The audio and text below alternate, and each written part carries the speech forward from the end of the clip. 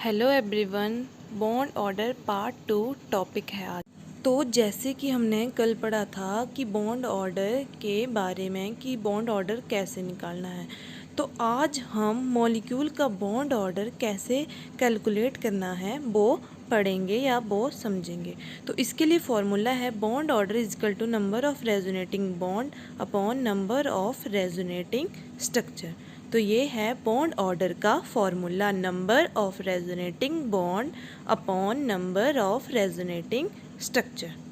तो इस फॉर्मूले के अकॉर्डिंग हम कुछ एग्जांपल करेंगे। जैसे एग्जांपल ले लेंगे हम SO4 2 negative, then SO4 2 negative. तब हम इसमें सल्फ़र की इलेक्ट्रॉनिक कॉन्फ़िगरेशन लिखेंगे। पहले सल्फ़र का एटॉमिक नंबर होता है 16, देन इसकी इलेक्ट्रॉनिक कॉन्फ़िगरेशन हमारे पास आएगी 1s2 16 आएगा, 1s16 1s2 2s2 1s2 2s2 2p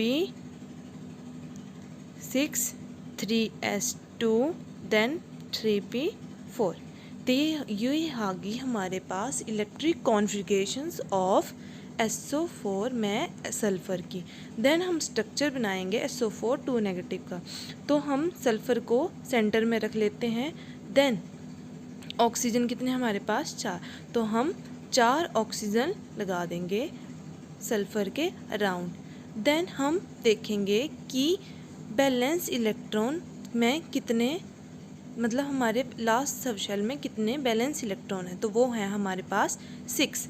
तो हम यहाँ पे 6 बॉन्ड अप्लाई करेंगे सल्फ़र ऑक्सीजन के बीच में, तो 2 डबल बॉन्ड लगा देंगे।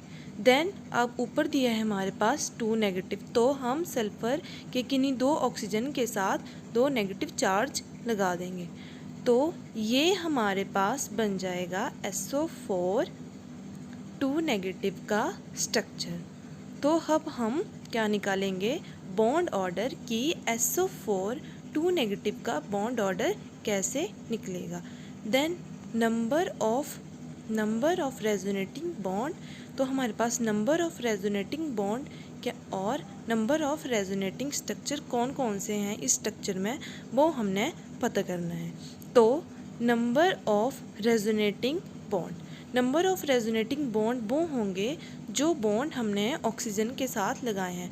तो ये कितने हमारे पास 6, तो ये हमने 6 बॉन्ड ऊपर लिख दिए। देन अब हमारे पास आएगा रेजोनेटिंग स्ट्रक्चर। तो SO4 2 नेगेटिव के साथ रेजोनेटिंग स्ट्रक्चर कौन सा है हमारा, ऑक्सीजन। कौन सा है हमारा, ऑक्सीजन। तो हम क्या लिखेंगे यहाँ पे, ऑक्सीजन का रेजोनेटिंग वो कितने हमारे पास 4। देन इसका आंसर आ जाएगा हमारे पास 1.5।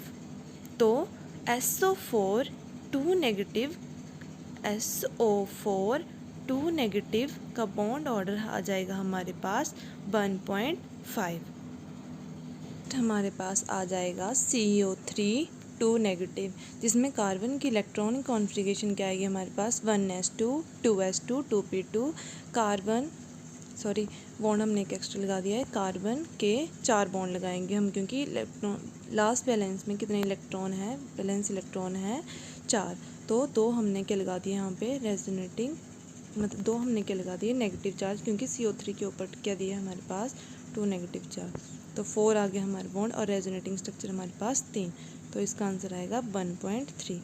तो बॉन्ड ऑर्डर CO3 का बॉन्ड ऑर्डर क्या है हमारे पास 1.3। तो इसी तरह हम और एग्जांपल कर सकते हैं, जैसे PO4 3 negative, CO3 2 negative, then Cl4 negative. तो ये हमारे पास कुछ एग्जांपल आ जाएंगे जिसको हम CO3 2 नेगेटिव से हम एग्जांपल कर लेंगे।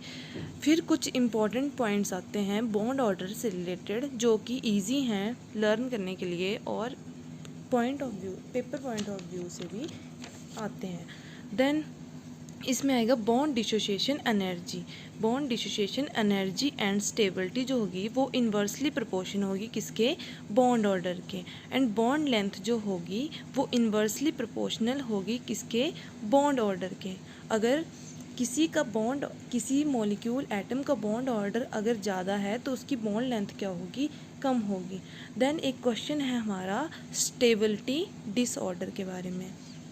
नीचे दिया है हमारा एक क्वेश्चन स्टेबिलिटी डिसऑर्डर के बारे में कि आप लोगों ने ये सॉल्व करके देखना है कि इसका आंसर क्या होएगा। बट इसका आंसर मैं आपको बता दूं तो इसका आंसर होएगा सेकंड। अगर कोई आप लोगों को इससे रिलेटेड क्वेरीज हो then comment and thank you.